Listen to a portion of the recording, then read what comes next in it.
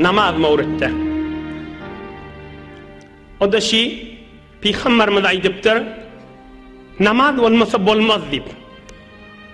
Namaz, salah, yani insanın asıl ubudiyet, büyük Allah Teala'nın azamatının beraberine yıkılmak, yani insan ferişteleri ve göğündeki mele-il a'la, göğündeki alem feriştegalları mendemek ba namazın içinde.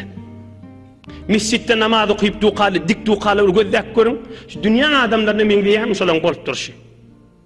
Ya yekücüydü bir adam maşini kenara çekip namaz okuyup duqalı görün. Bir perişte durun yanık bir azamat, nur haybatı vardır. Ama onun daşgari adam bizim vücudumuzda Allah Teala näme goşupdyr? Ruh goşupdyr. Bizim vücudumuzda ruh goşupdyr. Ruhun aňyrsy ýerde, ruhun aňyrsy goýaňda. Gaw dikkat edin. Bizim vücudumuzda bir tikejik, bir joz, bir azajyk ruh var. Yani bir ferişte ýanyk bir zat var. Ruh başga, can başga.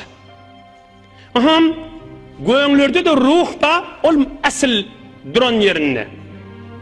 O goýaňdaky ruh aleme nur, aleme safa, aleme paki, aleme taharet, aleme eşk, aleme mehabbet, aleme ma'rifet ve tamam Allah Teala'nın aşkını diyorlar. Şu bilin içimizdeki ruhun asli göğünde mıdam Hudaýyň aşkını ola. Oğam şu ruhtan bilin göwrämizde bir tiket kılıptır. Oğam her haçan adam egin maşın arassalap, bedenini arassalap, namazlığın arassalap, Hudaýyň huzuruna duranına içindeki ruh bilen göğündeki ruh irtibat tapya. Oğam insan bir cahilliğe yetişiye. Bir çağı ejetinin kucağına varanda ne kadar cahillaşiye. Asıl barmal yerine var ya da. İnsanla görüyensin namazda duranda Allahu Ekber. Namazda duranda iyimek doğru mu? Namazın içinde iyimek haram, içmek haram, gülmek haram, Hudaý için bolmasa ağlamak haram, döwrüğün gözlemek haram, hiç gaýsyny etip bolmaýar. Näme diýip? Nefsini bükülli öldürüyen. Hazreti Mevlana näme diýär? Vakti zabh Allahu Ekber mikoni. Malın damağın çalacak bolanda näme diýen? Bismillahirrahmanirrahim. Allahu Ekber diýip bıçak çekmeýänmi? Namazda şeýle da Bismillahirrahmanirrahim. Allahu Ekber. Nefs inni öldürýär. Edil malın damağın çalan ýaly.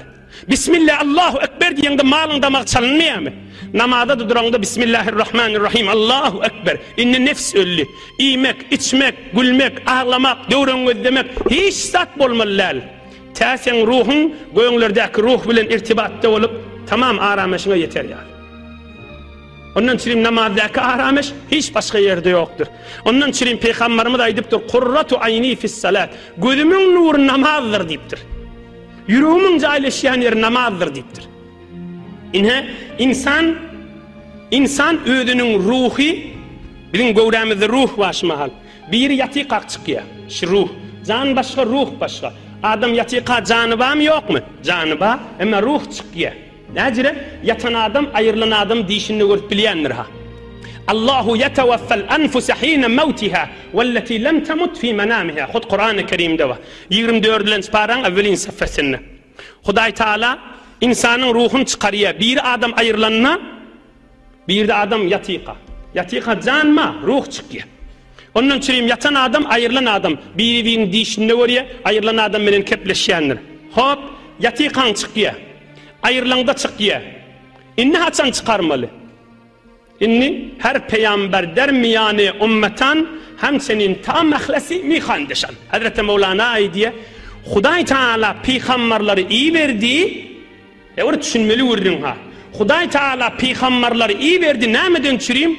Hatmen adam ölünni ruh çıkmasın. Hatmen yatyqa çıkmasın. O ýolukda da ruh çıkarıp bolýanmışdyk. O ýolukda da ruhun göýüňlere gaşyn iyi berip bolýar. Haçan? Namazyň içinde. Şonu peygamber öğretmeli bolýar. Her peygamber dermiyane ummetan hem senin tam mahlesi mi kandişan. Ruh şu kafeseden çıkmadan çüreyim, şu zınnandan çıkmadan çüreyim, bir aleme azadın içine girmeden çüreyim, sahraya gönünmeğin içine ruh gider yani, keyif et ya. Ondan çirim yatan adam keyfet yandır. Näme dip ruh çıkya da dünýeden. Algy bergi dünýäň dadından hatta ödünün şabze zindan bir haber zindaniyan. Şabze sultan bir haber sultaniyan. Adam u qaldyny ödünün padşahlygyny bilmeýär, ödünün zindanydygyny bilmeýär. Näme dip ruh çıkya. Keyfet diye. Şonun ýaly namazda şeýle. Hatmen adam yatanda ruh çykmalyar ki, hatmen adam ölenni ruh çykmalyar ki. Peygamberlerin aýdýan ýolunda zikredýän ruhun çykýa göňlere keyfet ýan arameşe etýän. Göňdäki ruh bilen irtibatda bolýar. Namazda durýan göňdäki ruh bilen irtibatda bolýar. We hom adam arameşe etýär. Adam keyfet etýär. Görmeýärmi şäheriň adamlaryny? Hiç kimden arameşim ýok diýe, hemmik men hawsala diýe, hemmik dünýeden ýadadym diýe. Näme diýip peýgamberiň diýenine diýip öz ruhuny göňdäki ruh bilen irtibatda goýanak. Özüne arameş verenak, özüne cahillik verenak, şu zınnan ediptir kafesesini, onun için hemmik men ruhiyam, başka gatnaptu. Mudam verzişin içinde, ahuncan ruhiyam harap deyip ağlaptu, o zat bilen ruh terbiyet bolmaya, beden terbiyet bolya, ruh yerde terbiyet bolya, ruh terbiyet verilýän yerde, şu mecliste terbiyet bolmaly.